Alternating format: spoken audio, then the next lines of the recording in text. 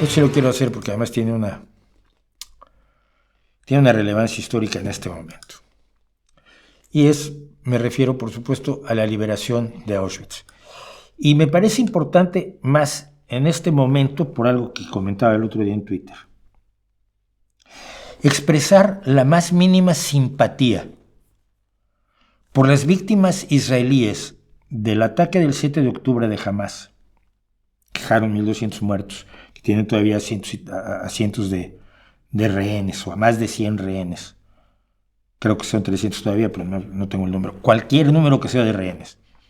Expresar la mínima simpatía, la mínima empatía, la mínima compasión por las personas que murieron, por las personas que fueron degolladas, por las personas que están secuestradas, está mal visto.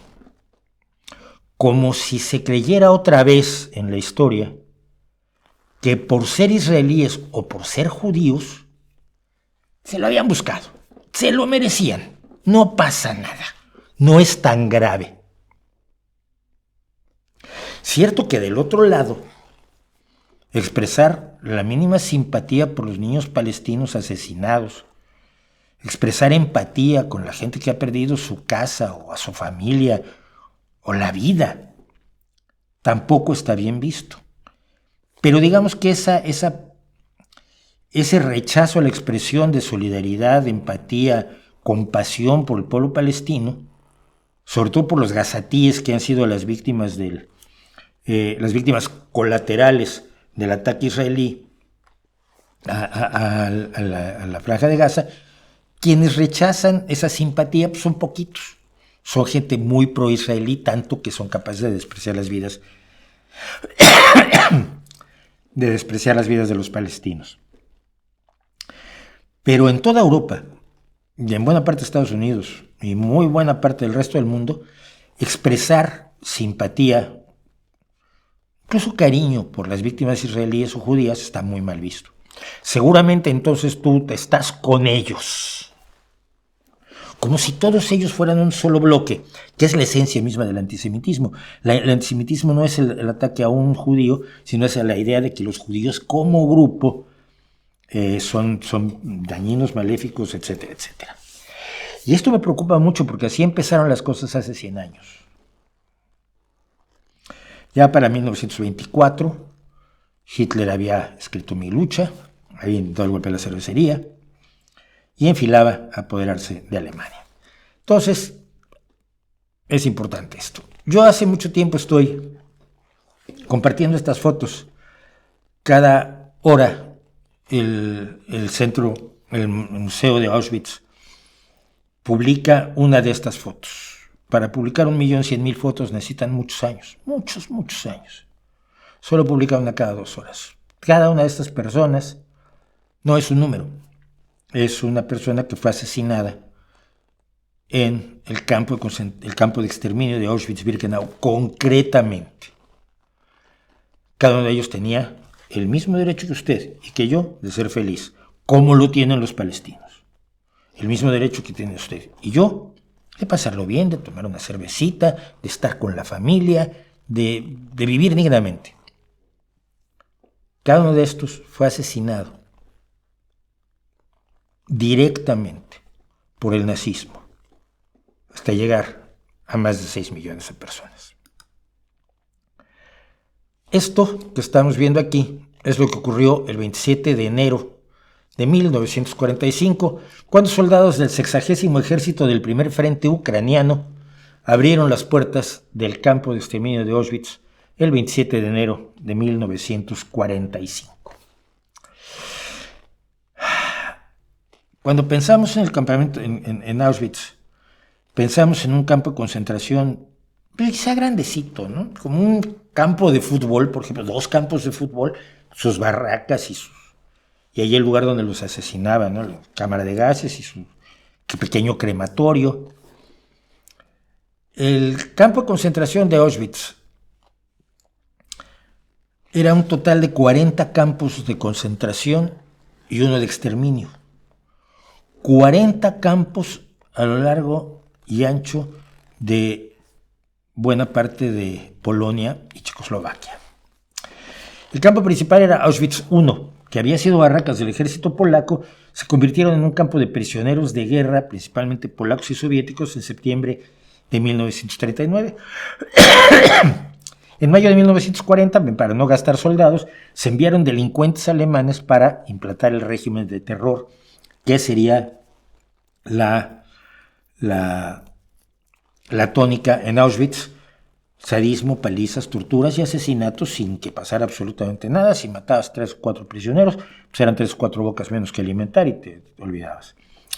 El 11 de agosto de 1941 empezaron las ejecuciones en cámaras de gas. No se usaba gas ciclón B, sino se usaba el escape de camiones.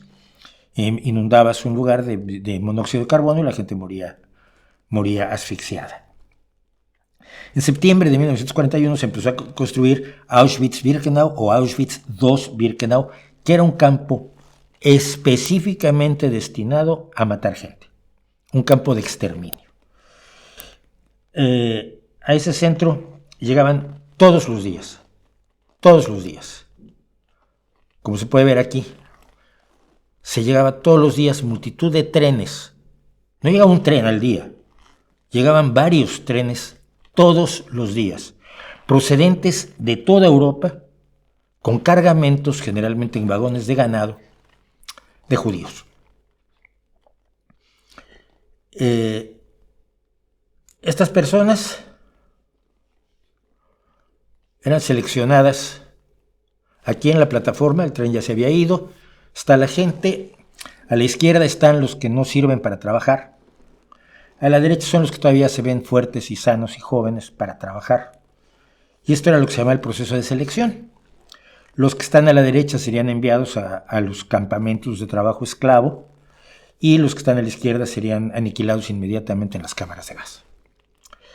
Auschwitz-Birkenau, el campo de exterminio, tenía cupo para 90,000 prisioneros.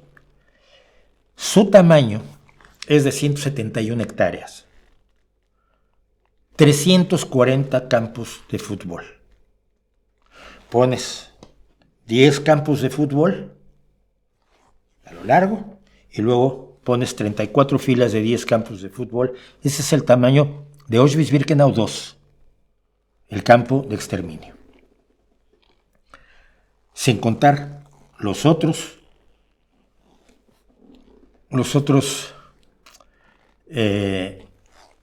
campamentos y subcampamentos. Auschwitz III, que era el campamento de trabajo esclavo para IG Farben, la compañía de química que todavía existe alemana, y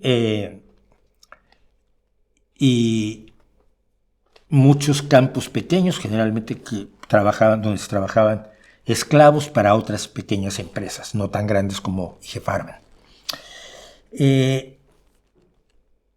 Tenía 300 barracas, 15 kilómetros de alambre de púas y electrificado, y desde 1942 a fines del 44 llegaron a Auschwitz-Birkenau 1.300.000 personas, de las cuales 1.100.000 fueron asesinadas. Más de 1.000 al día en promedio. Más de 1.000 personas al día. 1.000 personas. ¿Qué significa 1.000 personas? 1.000 personas que eran asesinadas en cámaras de gases y luego cremadas de 2 en fila, porque habían 2 cuerpos en cada uno de estos hornos crematorios, y había una gran cantidad de hornos crematorios, como decía alguno de los ejecutores nazis, y lo difícil no era matarlos, lo difícil era quemarlos. A veces había que trabajar hasta las 10, 11 de la noche para poderlos quemar a todos. Del 1.100.000 asesinados, 960.000 fueron judíos, 21.000 fueron romaníes, gitanos, 74.000 polacos no judíos, 15.000 prisioneros de guerra soviético y 15.000 personas de otros orígenes. Otros fueron asesinados a palizas, disparos, por inanición, frío, enfermedades, experimentos médicos, y de los que intentaron escapar de Auschwitz, solo lo lograron 144 personas, entre ellas alguien cuya historia ya hemos contado aquí, Witold Pilecki, el héroe polaco que se hizo encerrar en Auschwitz para ver cómo estaba su gente, porque había muchos prisioneros polacos y él, como era un militar polaco, pues iba a cuidar a su gente dentro del campo de concentración de Auschwitz I. Estuvo 2 años preso en Auschwitz I, logró que se escaparan varios otros presos, vio la construcción y el inicio de del exterminio en Auschwitz-Birkenau II, en Auschwitz II-Birkenau, salió el día que quiso, se escapó y escribió el informe de Witold, donde le informaba a los aliados que se estaba llevando a cabo el exterminio masivo de judíos y de seres humanos en general, que fue difícil de creer y que quienes creyeron no pudieron hacer nada o dijeron que no podían hacer nada porque intentar bombardear, por ejemplo, las cámaras de gases, con la falta de precisión de los bombarderos en la Segunda Guerra Mundial, que no pienses tú en los misiles teledirigidos con los que hoy podemos liquidar a una persona a la que estamos viendo, además con el dron o con la cámara del propio misil, con la imprecisión de los bombardeos de la Segunda Guerra Mundial, lo que temían era básicamente volar las barracas con los presos, en vez de volar con precisión las cámaras de gas. Como quiera que sea, Witold Pilecki, además, después de sus hazañas, fue considerado como hombre no adecuado por el gobierno soviético que tomó Polonia y fue fusilado por el gobierno polaco. Uno de los hombres probablemente más valientes que ha existido en la historia de la humanidad. Bueno. Al avanzar las fuerzas soviéticas en enero de 1945, días como hoy, hace 79 años, los nazis lanzaron a más de 60.000 de sus prisioneros en marchas de la muerte hacia Alemania para evitar que fueran liberados por el ejército soviético. Cuando los soviéticos liberaron el campo el día 27, solo quedaban unos pocos miles de prisioneros en condiciones lamentables, muchísimos de los cuales murieron en las siguientes semanas. Gente cuyo cuerpo ya no daba para más, que estaban al borde de la muerte y habían muerto simplemente. Para irse, trataron de volar las cámaras de gases, volar los crematorios, no lo lograron con eficacia, quemar los documentos, que tampoco lo lograron con eficacia, volaron 2 de los crematorios, los 2 y 3, y el 26 de enero todavía el crematorio 5, que todavía estaba funcionando. Además prendieron fuego al complejo de cuarteles de almacenamiento de Canadá, que tenían todos los bienes saqueados a las personas que habían llegado y que habían sido llevadas a las cámaras de gas. Lo que se encontraron los soviéticos, que no eran hermanitas de la caridad, que eran soldados que habían cruzado desde el punto donde había llegado la invasión alemana nazi dentro de la Unión Soviética, habían cruzado a la Europa Oriental peleando contra los nazis. Se encontraron montones de cadáveres, cientos de miles de prendas de vestir, pares de zapatos y 7 toneladas de cabello humano de la gente que había sido rapada antes de eliminarla para darle utilización industrial al cabello humano. En la lucha por la liberación, por cierto, del campo y de la ciudad de Auschwitz o Oswiecim, como se llama en polaco, murieron 230 soldados soviéticos, por cierto. El exterminio se llevó a cabo en solo 6 campos más. En toda la Alemania nazi. Chelmno, Belzec, Sobibor, Treblinka y Majdanek. Y siempre que llegamos a este punto, celebrando por supuesto la liberación de Auschwitz y el fin del único esfuerzo de exterminio industrial de seres humanos que se ha hecho en la historia y que por eso hace especial a la Segunda Guerra Mundial, siempre surge el que dice: no hubo holocausto, no es cierto que mataran a tanta gente. Si tú conoces a alguien que dice esto, que es negacionista del holocausto, yo tenía uno que era muy imbécil, un nazi, un pequeño nazi que estaba en un foro de internet que tuvimos hace muchos años, y que decías que no fueron 6 millones. Le digo, vale, si son 5 millones es mejor, 4 millones, te lo pongo a la mitad, 50% de descuento. Solo mataron a 3 millones, ¿te parece que eso ya no es terrible? Sigue siendo terrible. A ciertos números el horror es el mismo siempre. Pero si tú conoces a alguien que lo niegue, te recomiendo que le pases este video mío, cuando tenía el pelo más largo y la barba más corta. Se llama Admitir los peores crímenes, donde hago la relación de las confesiones de todos los asesinos de los campos de exterminio, empezando por Rudolf Höss, el jefe de Auschwitz, que incluso exageró los números de ejecutados porque sentía que con eso se daba cierta importancia, y los números de ejecutados que se consideraban originalmente en Auschwitz, con los años y con los estudios históricos, se han ido reduciendo hasta el 1.100.000 del que hemos hablado aquí, 1.200.000 quizás, porque él, para darse importancia, había incrementado el número de las víctimas. Admitir los peores crímenes. Yo no tengo por qué demostrar que existió el Holocausto. Los que lo cometieron lo confesaron, lo escribieron en sus libros, lo dijeron en sus confesiones, lo escribieron en artículos, lo reconocieron, se enorgullecieron de ello, como aquel que dijo: y iré a la muerte feliz sabiendo que tengo 5 millones de almas en mi conciencia, que fue uno de los responsables precisamente de la logística del exterminio. Esta es la cámara de gas en la que murieron tantos millones de personas, no solo en Auschwitz, sino en los otros campos de la muerte, ¿no? Nadie merece eso, y mucho menos simplemente por ser quien es, sin haber cometido ningún delito, más allá de haber nacido de un padre y una madre pertenecientes a un grupo humano determinado, a una etnia, a un pueblo, a una raza, que no existen las razas, la raza es la apreciación que otros hacen de tu realidad, de tu apariencia, de tu aspecto. Por discapacidades, muchas personas, muchos discapacitados fueron asesinados brutalmente por los nazis. Nadie merece esto.